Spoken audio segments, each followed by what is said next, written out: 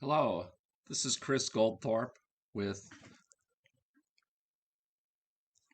chesseducator.co and also chrischess.com and hollywoodchesstutor.com. So this is a game played between two, I would say, Class E level players. Um, and this game began as a French defense. So white started with e4. Black responded with e6. A lot of you know this is the French defense. This is one of those, what we call a semi-open game, because white played his king pawn out 2 squares and black didn't. So we call that semi-open game. Obviously, he's let his bishop out. The purpose for this move is similar to the purpose for a move called the Caro-Kann. In both cases, this is the Caro-Kann.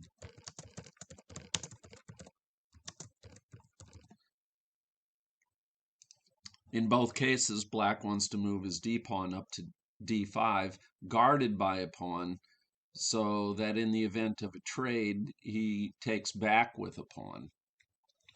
So, e6, French defense, and I recommend for white to make this move, which he did.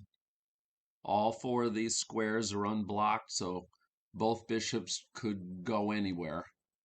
We don't expect them to go here or here where they give themselves away for free, obviously, but the bishops are free to go to a lot of places, and white controls a lot of squares in black's half of the board already.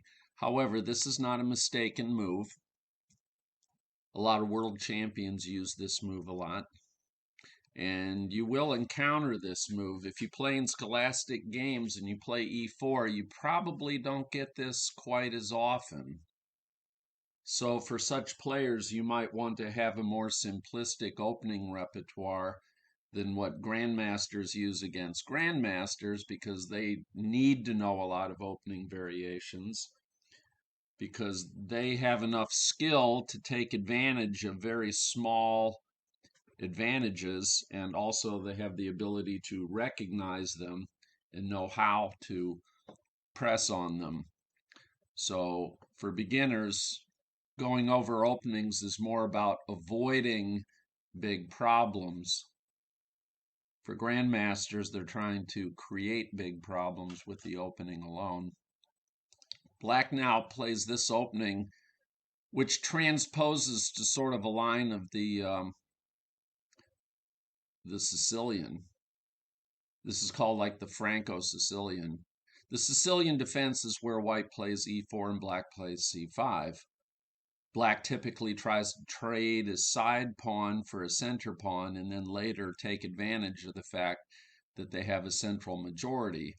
But black pays a price of not having as much space for a while. In other words, his pieces aren't as far forward as white's are, and typically white would attack on the king side and black will use the open c file. So there's also the issue with the Sicilian, should white allow this pawn trade? Some prominent world-class grandmasters said no. But such a discussion really is not real useful for players who are below expert level, because we're going to make our decisions on what openings to play based on our recent experience and what a trainer tells us to play for the most part. All openings knowledge is superficial.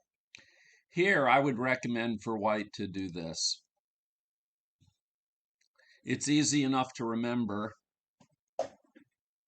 and it's true that white is making another pawn move. However, he gains space in a way that's relatively permanent. He can maintain this pawn here, and that keeps the knight from getting into the game. which is helpful for white.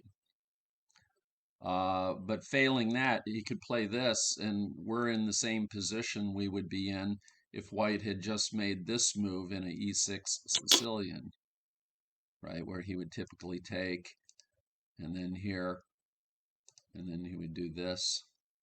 Doesn't have to do that. He could also make this move. But since the game didn't go that way, we'll talk about that variation when we get a real Sicilian. So this is now just a very strange French defense. This move by white helps black develop his pieces, and he surrendered the center needlessly, trading his center pawn for the side pawn. Yeah, he got a new file out of it, but so did black. So that's not the best move for white. Usually in the opening, when there's no pieces developed, if you can put a pawn on the fifth rank guarded by a pawn where it is secure, especially if it attacks a knight when it does that, it's almost always a good move. But there's no substitute for checking the tactics. You always have to check the tactics and see if there's a problem. So black takes back. That does leave this unguarded, but unlike versions of the French defense, where this bishop trades for this knight on this square, unlike that, see, then black would not have a dark squared bishop.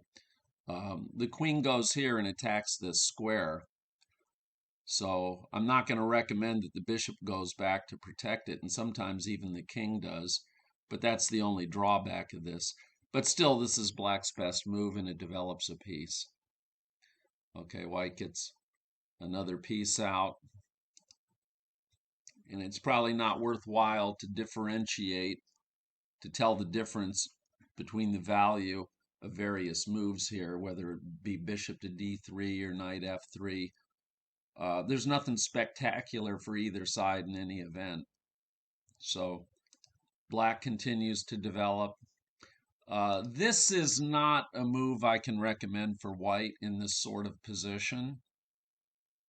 So now I have to explain what I mean by that phrase when I say this kind of position. He's got a lot of these pawns on white squares here, and this bishop is not going to be very free for a while. So trading here is white's going to not have the bishop pair anymore. Black still has the bishop pair. The bishop pair is normally, on average, worth about an extra half of a pawn. So to trade this king's bishop, the king's bishop is the one that travels on its own color, it's usually the better attacking piece. So having this bishop take this knight is very unlikely to help white very much. In fact, black will capture this way, get an open file for his rook, and this pawn will help him to play d5 later. So a better place for the bishop would have been d3 if we're going to make a bishop move. According to the engines, knight f3 is best, but of course, we can't know what the engines say in the middle of a game, and this is a reasonable move for players at this level because it does develop a piece and it doesn't blunder away any material. Okay, black does create a new threat here. You should see it right away. Now it would be useful to think, well, what's the best way to handle that threat?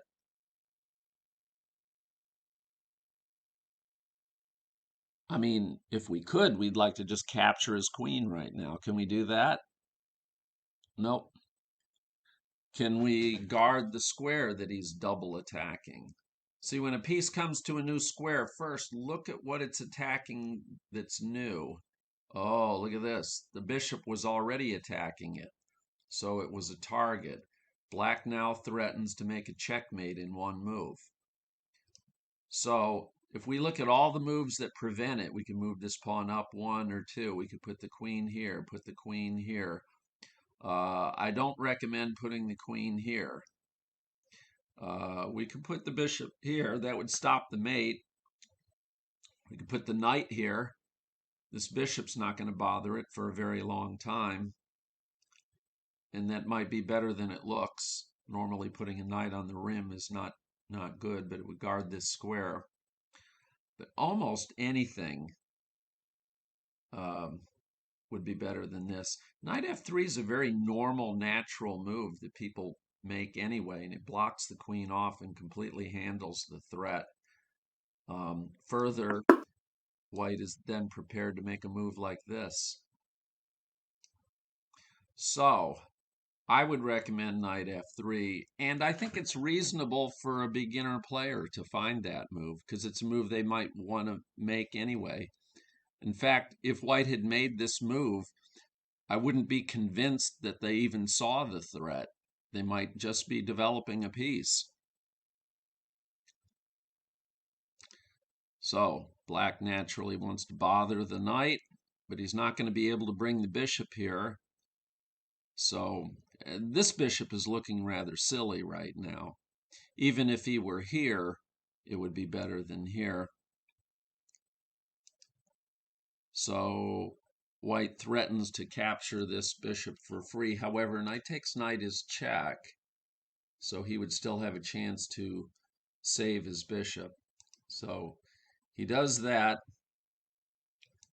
But if he's trying to make an attack against white, trading queens is not going to really help all that much. Okay. From this location, white can just force the bishop to go away in any event, and so he does. But that does take away an escape square for the knight. But once this bishop moves, this knight is either going to be able to capture it, trade it for the bishop, or he'll be able to make a move like knight c5. So white decides to trade queens. He might as well. He's not going to get a strong attack. And now his knight can go here. So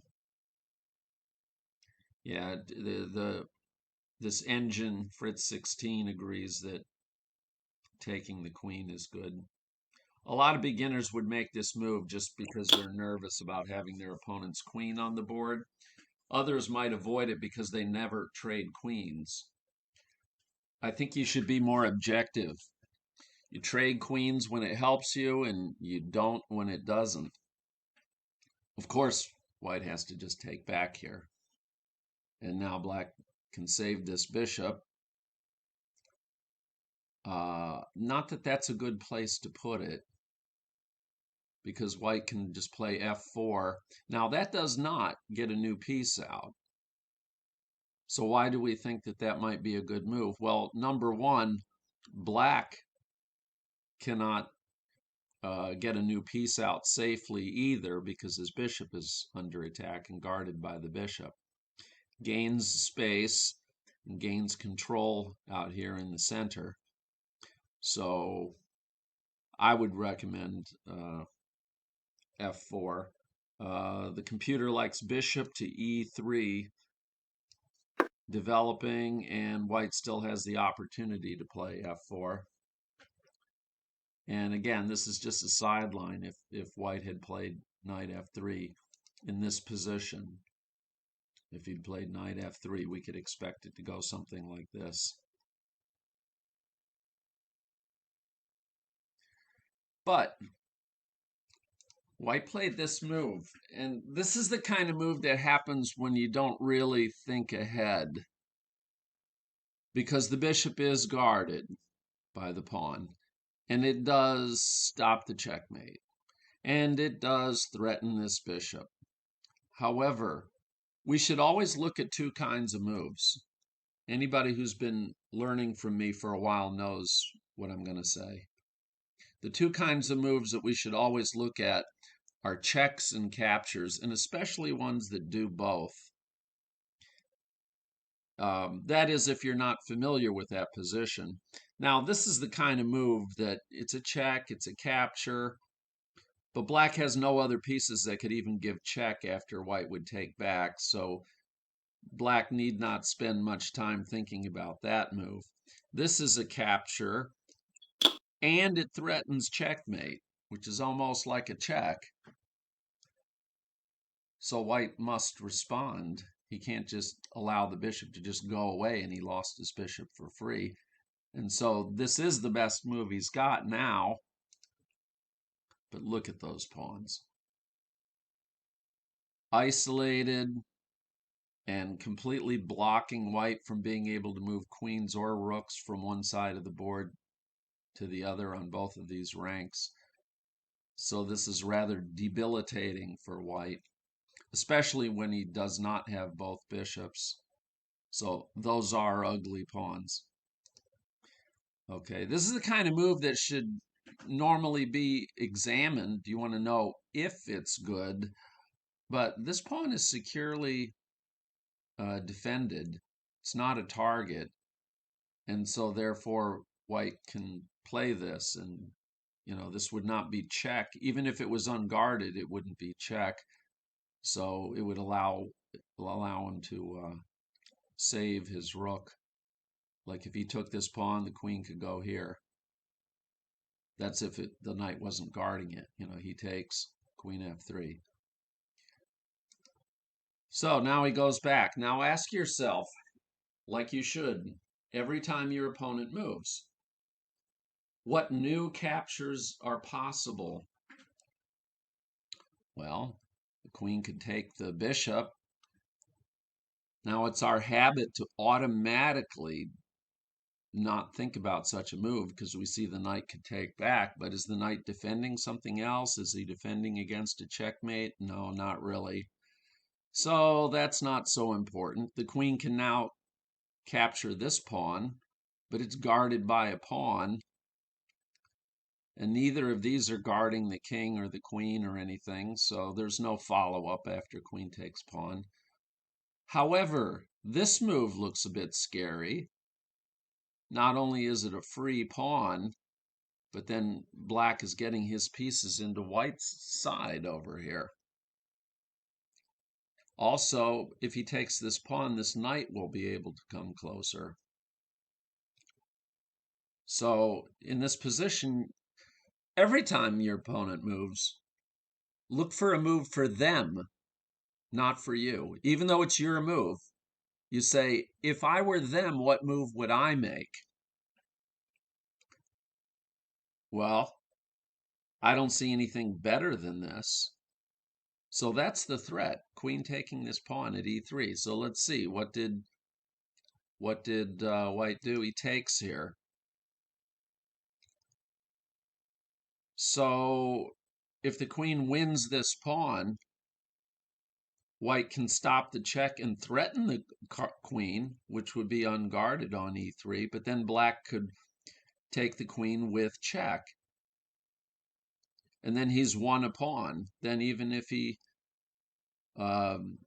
gets out of, he takes with his king to get out of check, and then black can take this bishop. So this was just a trade, and he gets a queen and a pawn for a queen here. Leaves black with almost no development, but white has so few pieces out that black can get his pieces out and castle, and he should be fine.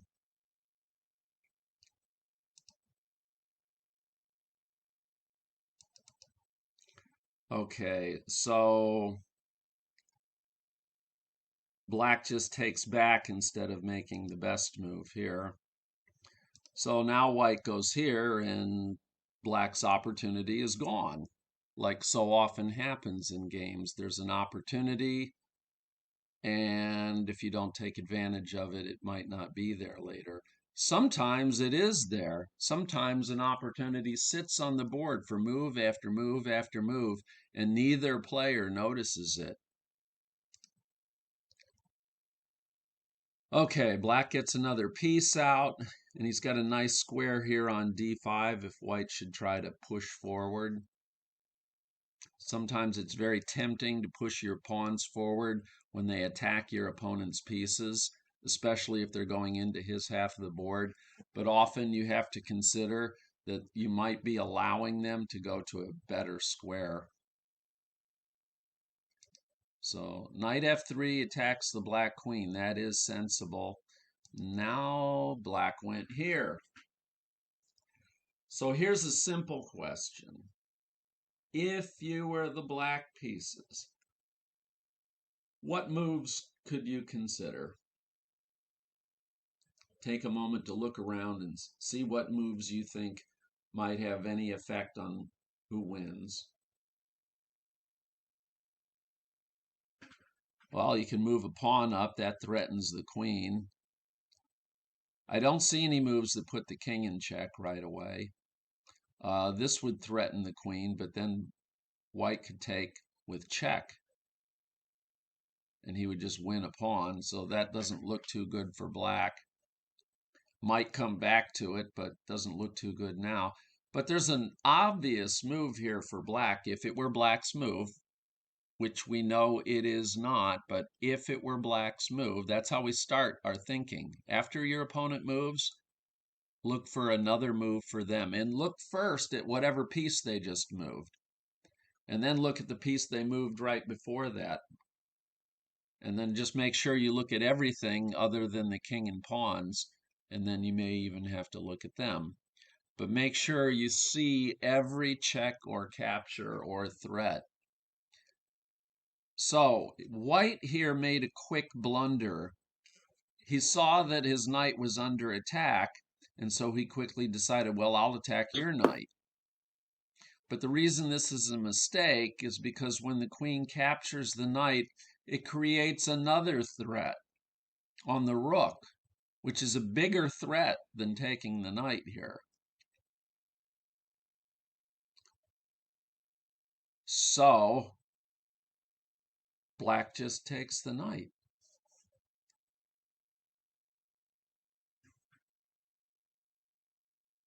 So he's got only one piece against two. Amazingly, white is supposedly a half a pawn better here, which I'll admit that sort of surprises me, because he's only got one minor piece against two. And he goes here and attacks the queen, and he's going to get this knight back here. So that's why he's not really down a piece. Queen's got to move, and then he takes back. Now, he doesn't want white's queen coming here and making all these nasty threats. Or he shouldn't. Computer says that's the best move, but I can't expect players at this level to make a move that looks that dangerous and requires that much analysis to verify. So although this move, now the computer agrees that g6 is best. But in either event, this is not a bad move for a beginning player to find. It does avoid a lot of problems for the king.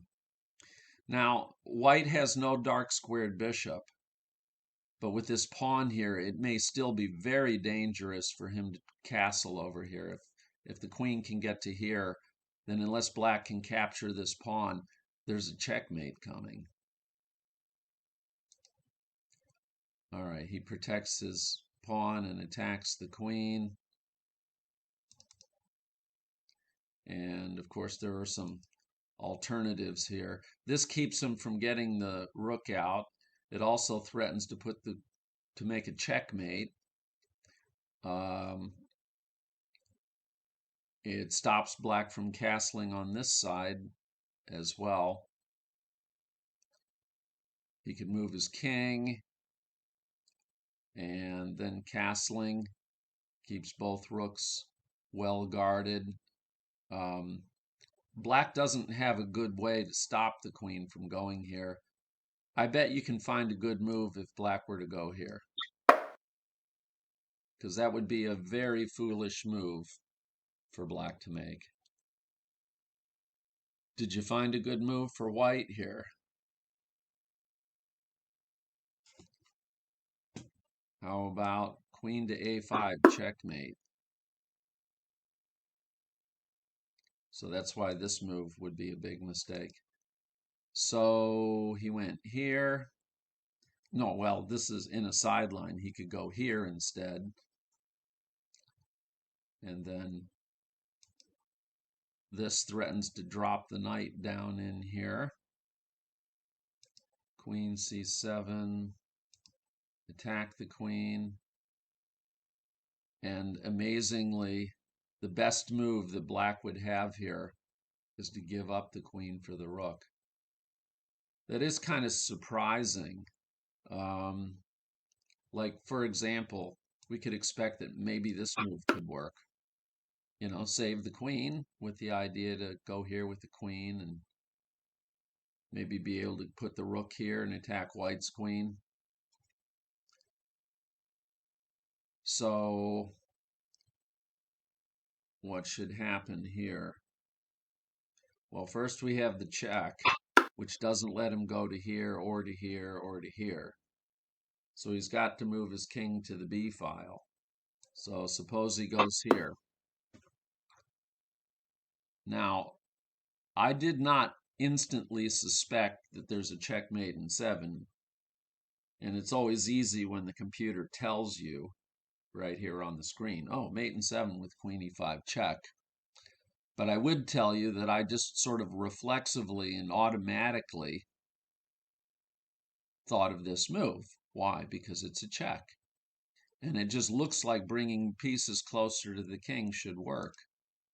Check. Now, if he moves the pawn up, the queen can take again, and it's not a problem for white.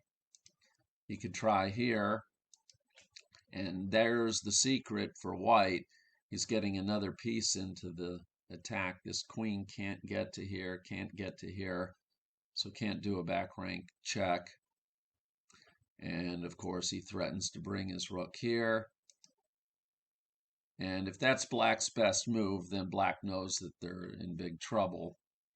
That's some of the difficulty with computer analysis is the computer will often make a move that a human would never make. For instance, if you're 2150 rated and your opponent is 1210 rated, say, and they make a move that leaves you two good options that you see. The one option acknowledges the fact that you now know that you won't win with best play. But the other option is very tricky and gives the lower rated player many ways to go wrong. And if he plays it perfectly, there may be a very difficult to find win for him in there. But the other move, they will almost certainly play properly and the game will be a draw. Well, especially if you're in a blitz game or if you're in a must-win situation, a human knows to make that tricky move that's not actually the best move, and they'll have better chances in practice of winning the game.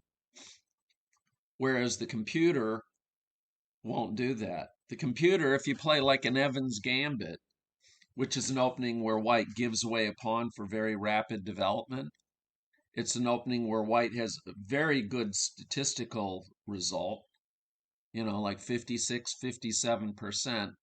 And yet, when a computer plays the white side of it, it just tries to consolidate and it plays as if it's losing. So the computer's top pick is not always something that you should feel bad if you did something different then.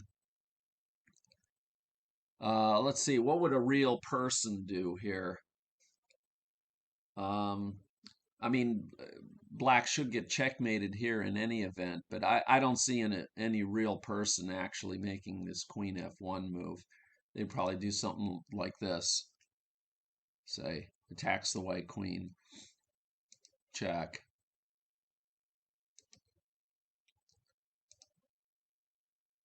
Check again. And then rook here, check. And now he only gets to make one more move. And now we have a checkmate.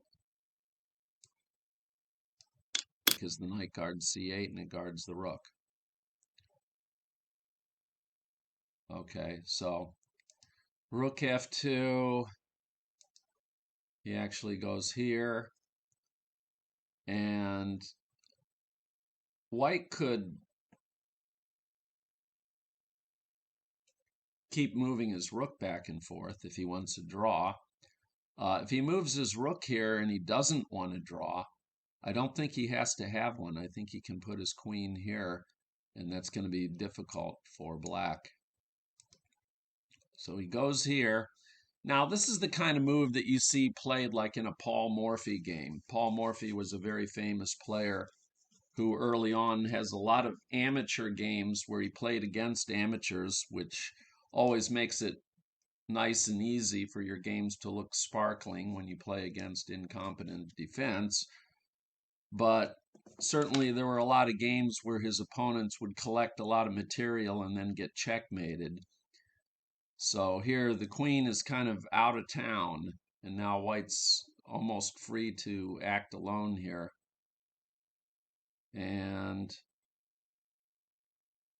his best move here would be this. I hope you see what white is threatening to do. That's right, he's threatening to make a checkmate here. So he could check. We have to think of this move because it's a check. King goes here. The queen has no good check here. Even though it's on the same color square, it has no way to put this king in check. And now black castles, as if that makes him safe. Queen takes, threatening the bishop, which I think black easily could have anticipated, because this is not complicated. It's just a direct one-move capture. Did he think he was going to do something after that? He can't even put white in check in any safe way.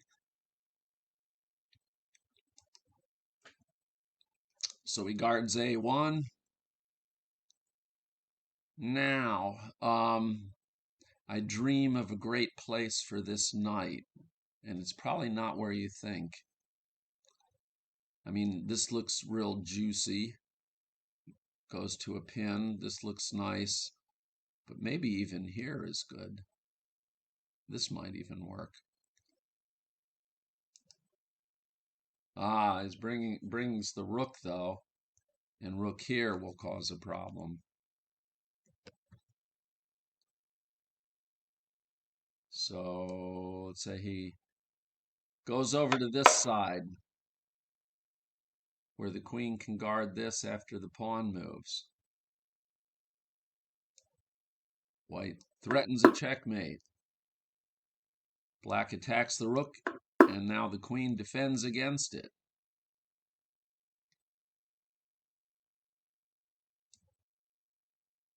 Wow. Now, I don't think I would have found that. See, the whole point is that if the bishop takes, then what? Do you see it? Two different correct answers if bishop takes knight. Queen or rook goes to b8. So let's suppose he goes pawn takes the rook. Of course, if queen takes, you just go rook takes queen. Then it wouldn't be surprising to see this check. And the king goes here. But black has two defenders on this guy, the queen and the king. But this is check. So we would think about this move before we knew if it was good or not. King comes further forward. And then we have another check. And we could check him forever. So anyway, that's how it could have gone with Queen C5. White would have gotten at least a draw, and there was a lot of chances for White to just go ahead and win, mainly due to all these weak dark squares and the uselessness of this bishop. So now he takes here. Now, any move of this knight is going to expose the unguarded queen to a capture threat. Threatening mate. He gives check, so now the king could come guard the knight. And that's what he should do. Instead, he went this direction, but he is still threatening mate here. So the king begins to escape.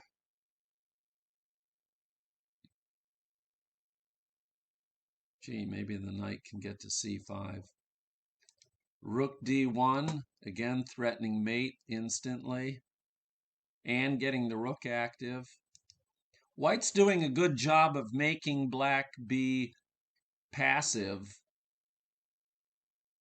This is a free pawn here. Not that he needs to win a pawn, but it controls this square and attacks the rook at the same time.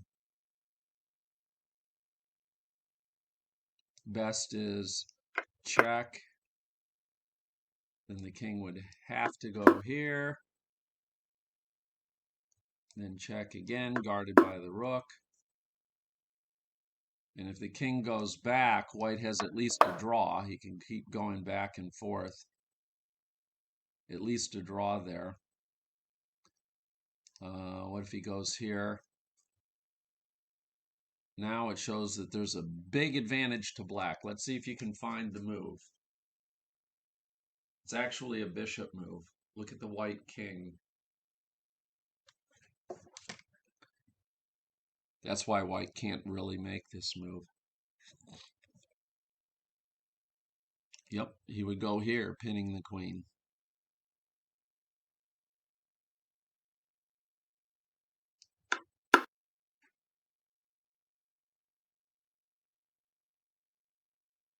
Wait, does that work? The computer found that it doesn't work. Computers are always very good at tactics.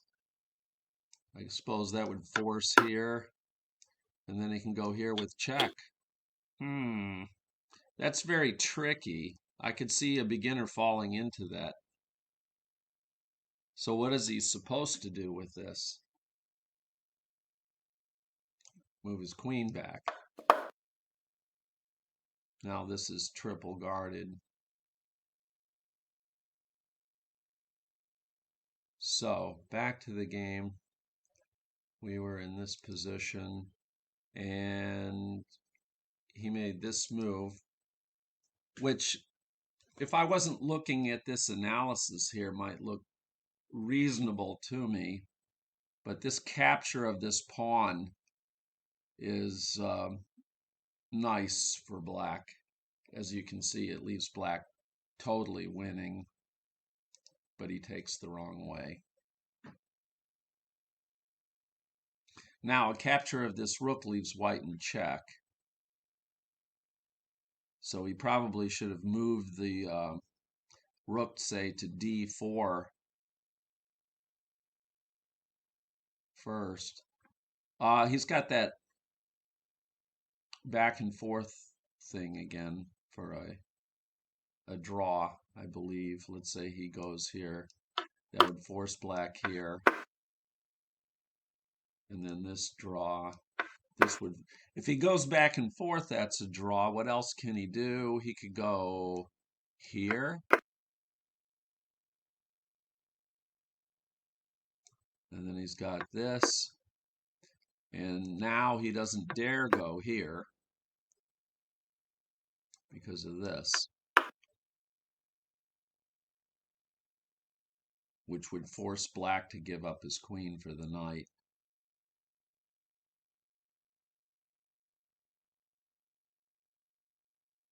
So yeah, the king can't venture over to b7. He would pretty much have to go back to d8.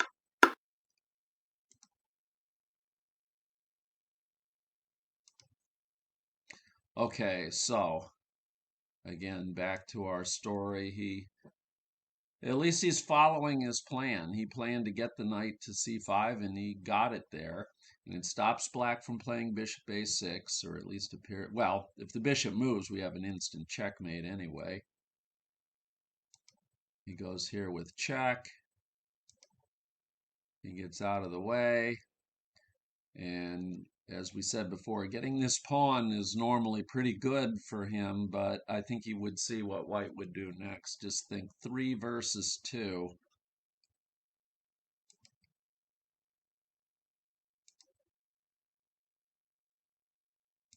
All right, so he goes here, but that allows the queen to guard this pawn. Wouldn't it be better to take that pawn? Best for black is supposedly putting the rook here. I have a hard time to believe that. Why would I not just take it?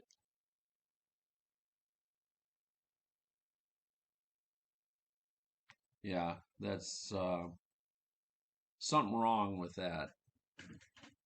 Definitely something wrong with that. You can't go rook to b8. Give up a rook for a knight. Yeah, that doesn't really... Yeah, that doesn't make sense. Check. Now he checks here. Now the queen is also guarding d7 now.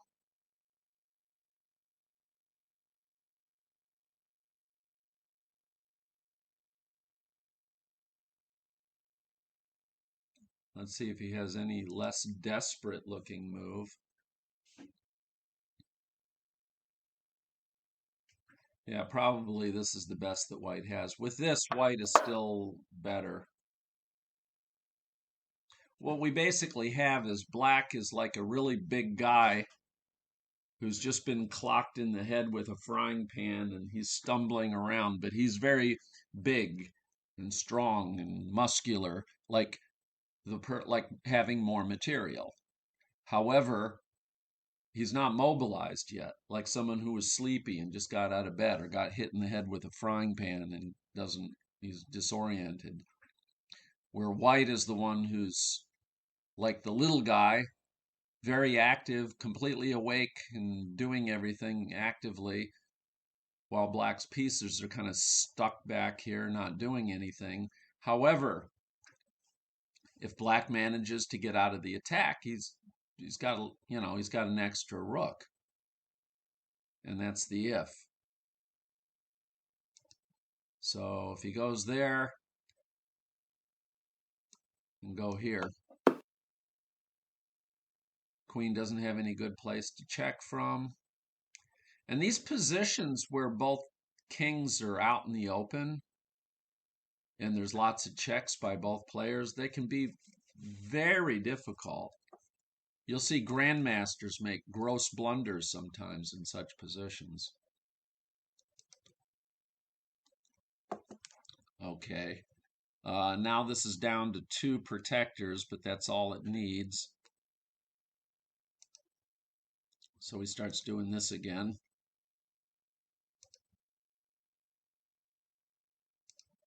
Check from the bishop. And the queen's got to move. Now, the last thing in the world that white should try to do here is to trade queens. They'll leave him with nothing but a rook against 2 rooks and a bishop. And certainly white will have no attack. So if he makes a better move that I'm sure you would make too. Takes this with check. Bishop gets in the way to block the check. That way he may eventually have an open file here that he can use. And then the queen goes back here. White should never have allowed this queen trade. It's an obvious mistake that a lower rated player will soon become aware of. So, of course, black does the right thing now. He just trades because that pawn's not going anywhere. He's just going to come collect it. White has no way to, um, well, I could save it for now like this, threatening to go here. So, possibly what black should do first is to play here, because the pawn's still not going anywhere. And then you can come over here and take it.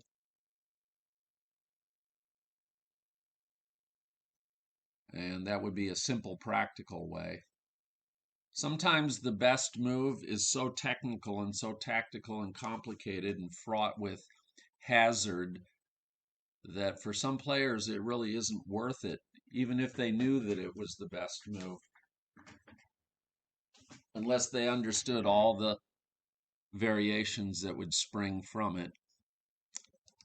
So went here, and he does guard the pawn and threaten another one, and he's threatening to go here. But that leaves this sufficiently guarded by both rooks, so now this is a silly mistake. Black just gets a rook and a pawn for rook. Boom, boom, boom. And at this point, if you're playing in a tournament, a kids scholastic tournament, those are the tournaments where only kids from school go to, and they're in sections by grade level, like a K1, K3, K5, K8, K12. At those kind of tournaments, I say never resign, especially if you're in K1 or K3, because too many times your opponent, even with a king and a queen, or even a king, queen, and a rook, they don't win. They end up making a stalemate or going past 50 moves.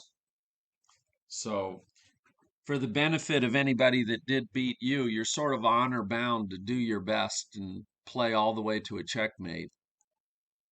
Now, if you're in K5 or higher, you might know when it's time to resign. But when you're playing online, and this was a game played on chess.com, the important thing there for your training is just efficient use of your time. So for white to play on from here is not only not efficient use of white's time, it's not efficient time use for black either. Either one of them would do better off to go study chess or watch a cartoon, play a video game, do some homework, study calculus or something, rather than to continue on in a game like this. White doesn't even have a single passed pawn. So this is really bordering on disrespect for the opponent to continue on from here. So that's as far as we're going to see this game. But let's summarize what we can learn from it. First of all, when you're new, you're going to be faced with openings that you don't have a comprehensive knowledge of, not nearly as much as you know the ones that you do know better. This was a good move made on general principles, and then this one kind of caught white off guard. And even though this move might not be the best move, it caused a mistake by white, minor though it is. Okay, so of course things are still pretty equal here, and they both start developing pieces. There's sort of a flawed development method, but then we're in a different sort of opening. And black makes a threat. This is not a good move by black, but had white blundered here and allowed the checkmate, some people wouldn't even criticize that. This is a serious mistake. And this is the main reason white's king is as unsafe as it is for a long time, because now this is opened up. The check, though it isn't decisive by itself, does kind of get this king into a more dangerous situation. And then we had this tactical error where black had an opportunity that he missed. So black missed the opportunity there. And again, in this position, black only has a tiny, tiny advantage. Maybe a different engine might even say that white had a tiny advantage here. As far as two Class E level players are concerned, it's close enough to equal.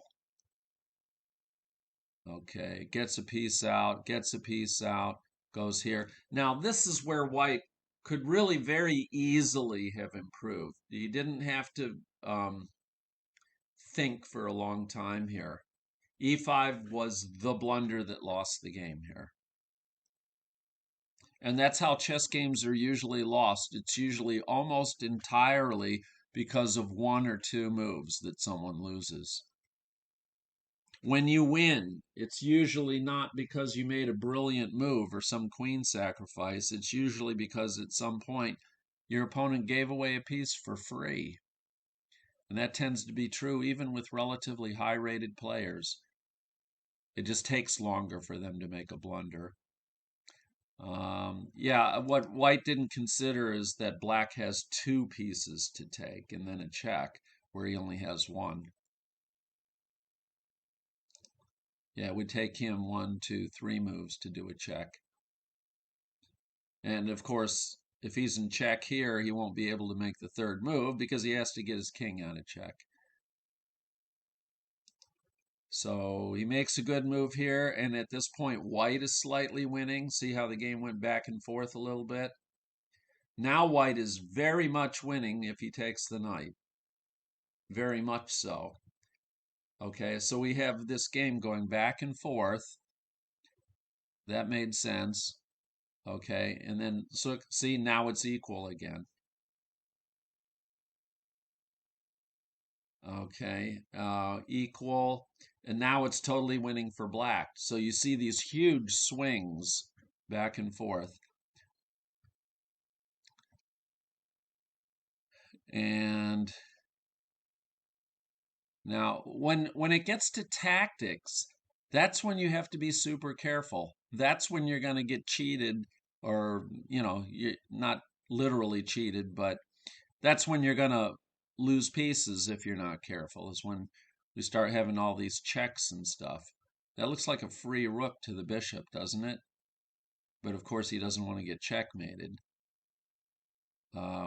Makes a mate threat. Very often at this level, if you just make a threat of mate in one, your opponent doesn't see it, and then you get to win the game. So some players get in the habit of threatening a mate in one, whether it's a good move or not. Okay, at least black is aware of the mate threat, and he starts trying to maneuver his knight in. Now all through this part, the game is literally, very close to equal. Now black is winning again. So we saw black winning by more than 2 pawns, then white winning by more than 2 pawns. Now it's dead equal again. And now the queen also guards d7. And now we have black totally winning again. So you see the game only makes these gigantic shifts based on blunders. And that still leaves d7 sufficiently guarded.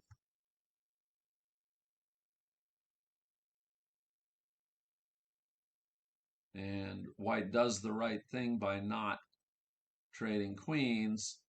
And then this is probably the last really critical thing, although already now it's critically winning for black,